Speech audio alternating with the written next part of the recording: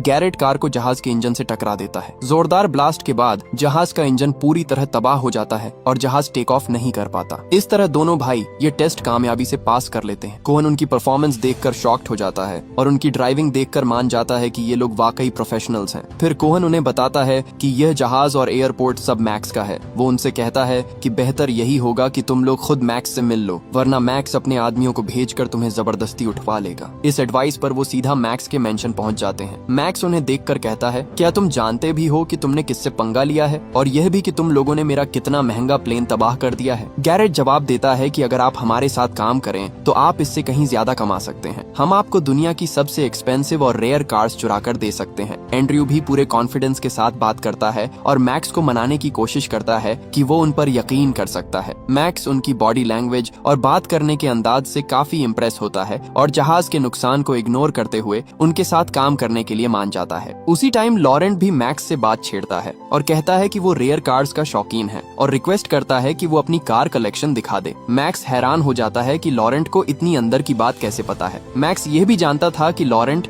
Morier का cousin है, इसीलिए वो इनकार कर देता है। लॉरेंट उससे झूठ बोलता है और कहता है कि उसे मोरियर से सख्त नफरत है, क्योंकि मोरियर उसके साथ नौकर जैसा सुलूक करता है और वो मोरियर को जिंदा भी नहीं देखना चाहता। मैक्स किसी तरह लॉरेंट पर ट्रस्ट कर लेता है और उन्हें अपनी प्राइवेट कार कलेक्शन दिखाने ले जाता है। गैराज में जाकर सब लोग मैक्स की रेयर और कीमती गाड़ियां देखकर हैरान रह जाते हैं। वहीं पर फेरारी 1962 भी खड़ी होती है, वही कार जिसे मोरियर के लिए चुराने का प्लान पहले ही बनाया जा चुका होता है। लेकिन एंड्रयू की नजर गाड़ियों के बजाय मैक्स पर होती है। वो शीशे से मैक्स को गैराज का सिक्योरिटी कोड डालते हुए देख लेता है। वापस आकर एंड्रयू वो कोड स्टेफनी को लिख कर दे देता है। बाद में एंड्रयू और लॉरेंट के दरमियान बहस हो जाती है, क्योंकि एंड्रयू किसी भी सूरत लॉरेंट को अपने साथ नहीं रखना चाहता था। उसे डर होता है कि लॉरेंट कहीं मैक्स और उनके दरमियान होने वाली डील मोरियर को न बता दे। जब वो सब वापस अपार्टमेंट पहुंचते हैं तो वहाँ 2 इंटरपोल ऑफिसर्स उनका इंतजार कर रहे होते हैं। वो बताते हैं कि वो यूरोप में रेयर कार्स की चोरी की इन्वेस्टिगेशन कर रहे हैं और हर केस में सिर्फ 2 भाइयों का नाम सामने आता है, जो कि आप दोनों हैं। जाते जाते वो वार्निंग देते हैं कि अगली बार वो उनके खिलाफ सबूत के साथ आएंगे। पहले तो सिर्फ मैक्स और मोरियर उनके पीछे थे,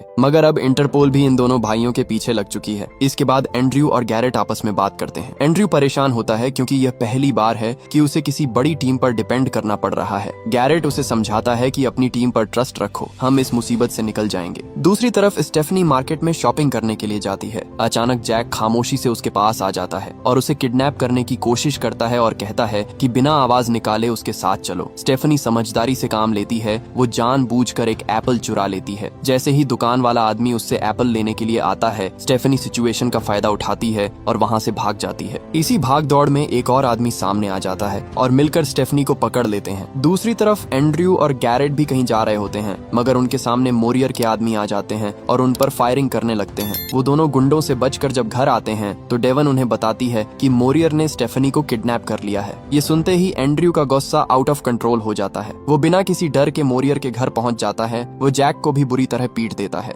मगर मोरियर गन निकालकर एंड्रयू से कहता है कि अगर अपनी दोस्त को जिंदा देखना है तो बिना सवाल किए मेरे साथ चलो। वो उनको अपने गैराज में ले आता है, जहाँ पर स्टेफनी को स्टार्ट गाड़ी के नीचे बांधा होता है और उसके सर के ऊपर व्हील घूम रहा होता है, जो किसी भी लम्हे गिर सकता था। मोरियर कहता है कि अगर तुम इसको बचाना चाहते हो तो मैक्स की फेरारी मुझे जल्द से जल्द ला कर दोगे, मुझे अपना प्लान भी बताओगे और अपनी पूरी टीम से भी मिलवाओगे। एंड्रयू कहता है कि मैं कल सुबह तुमको अपनी टीम से मिलवाऊंगा और उसी जगह प्लान भी बता दूंगा। इसके बाद स्टेफनी को गाड़ी से निकालकर कमरे में बंद कर दिया जाता है। अगले दिन एंड्रयू मोरियर को अपनी पूरी टीम से मिलवाता है और उसे प्लान बताता है कि वो सबसे पहले बुलडोजर चोरी करेंगे, फिर वो पुलिस की गाड़ियां और उनकी यूनिफॉर्म चोरी कर लेंगे। इसके बाद डेवन मैक्स को फोन करेगी कि पुलिस रेड करने आ रही है, जल्दी से निकल जाओ। जब वो अपने घर से भाग जाएगा तो बाद में हम उसकी फेरारी चोरी कर लेंगे। एंड्रयू मोरियर को यह प्लान बता ही रहा होता है कि वहाँ पर मैक्स के ढेर सारे आदमी आ जाते हैं और कुछ देर बाद मैक्स भी हेलीकॉप्टर पर आ जाता है। मैक्स मोरियर के पास जाता है और उसे कहता है कि मुझे मालूम है तुम मेरी गाड़ी चुराने वाले हो, चाहे तुम्हारा जो भी प्लान है मैं तुमसे 10 कदम आगे हूँ। ये कहकर मैक्स वहाँ से चला जाता है। मोरियर को मैक्स पर बहुत ज्यादा गुस्सा आता है और वो एंड्रयू से कहता है कि कल इसकी टीम मैक्स की फरारी चुराएगी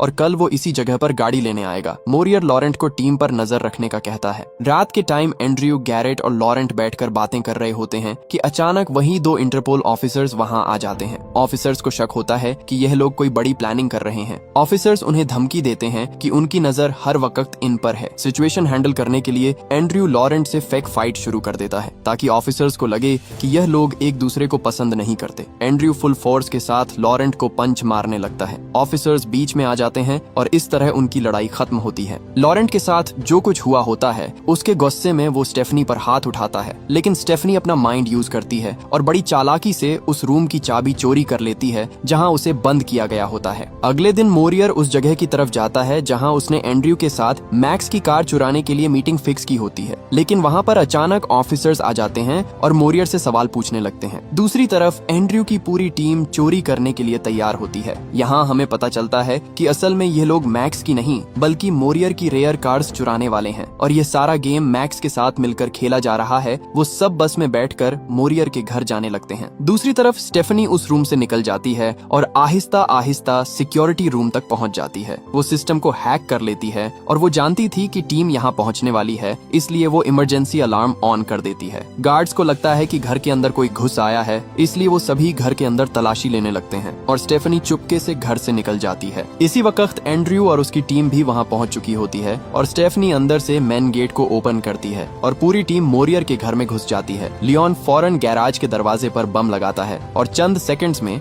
गैराज का दरवाजा जोरदार धमाके से उड़ जाता है। इससे पहले कि गार्ड्स वहां पर आते, वो मोरियर की सभी कार्स को लेकर भाग जाते हैं। जब मोरियर के आदमी पीछा करने के लिए अपनी गाड़ियों की तरफ दौड़ते हैं तो पता चलता है कि लियोन ने उनकी गाड़ियों में पहले ही बम प्लांट कर दिए थे। जैसे ही लियोन बटन दबाता है, सारी गाड़ियां ब्लास्ट हो जाती हैं और टीम सेफली निकल जाती है। दूसरी तरफ जब मोरियर इन ऑफिसर्स को कोई इन्फॉर्मेशन नहीं देता तो वो उसे अरेस्ट करने लगते हैं। इसी टाइम मोरियर भी समझ जाता है कि ये असल इंटरपोल नहीं है। वो जैक को ऑर्डर देता है और वो उन दोनों पर फायर करने लगता है और गोली एक ऑफिसर्स के शोल्डर्स पर जा लगती है। मोरियर इस मौके का फायदा उठाकर वहां से भाग जाता है। मोरियर समझ जाता है कि एंड्रयू ने इसकी कार्स चोरी कर ली हैं, इसलिए वो तेजी से उनकी तरफ जाने लगता है। हाईवे पर एंड्रयू अचानक कार रोकता है और स्टेफनी की तरफ देखता है और कहता है, तुम मुझसे शादी करोगी? स्टेफनी भी खुशी खुशी मान जाती है और फौरन यस कह देती है। वहाँ पर मोरियर भी उनके पीछे आ रहा होता है। एंड्रयू उसे कंफ्यूज करने के लिए रास्ता चेंज कर देता है और टीम को दो हिस्सों में डिवाइड करता है, लेकिन मोरियर और लॉरेंट एंड्रयू के पीछा करने लगते हैं। फिर एक लॉन्ग और इंटेंस चेस स्टार्ट होती है। लॉरेंट एंड्रयू के बिल्कुल करीब आ जाता है और एंड्रयू को गोली मारने ही वाला होता है कि अचानक लॉरेंट की गाड़ी सामने से आते हुए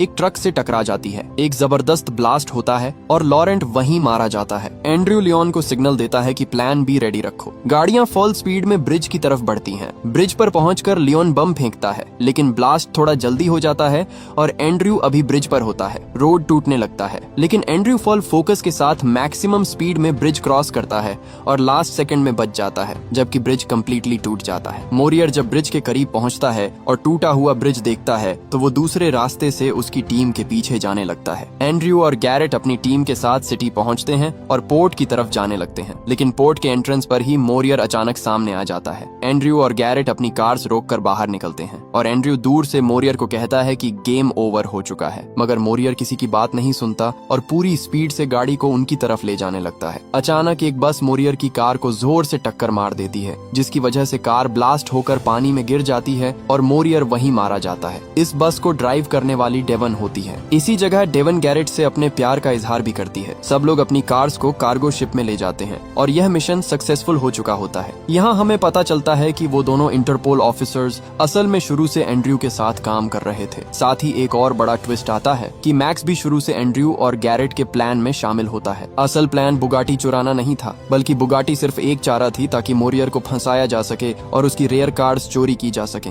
मैक्स एंड्रयू और उसकी टीम से काफी इम्प्रेस होता है, लेकिन वो नहीं जानता कि उसे मोरियर से भी बड़ा झटका लगने वाला है। कुछ दिनों के बाद हम देखते हैं कि डेवन मैक्स की फेरारी लेकर आती है, जिसकी प्राइस $50 मिलियन होती है। असल में एंड्रयू ने डेवन को मैक्स के गैराज का कोड दे दिया था और वो एक अलग टीम के साथ मैक्स की सभी महंगी फेरारीज चोरी कर लेती है, जो कि मोरियर की रेयर कार्स से कई गुना महंगी होती हैं। यानी उन्होंने मोरियर और मैक्स दोनों का इस्तेमाल किया और इसी के साथ कहानी खत्म हो जाती है। अगर वीडियो अच्छी लगी हो तो वीडियो को लाइक और चैनल को सब्सक्राइब जरूर कीजिएगा।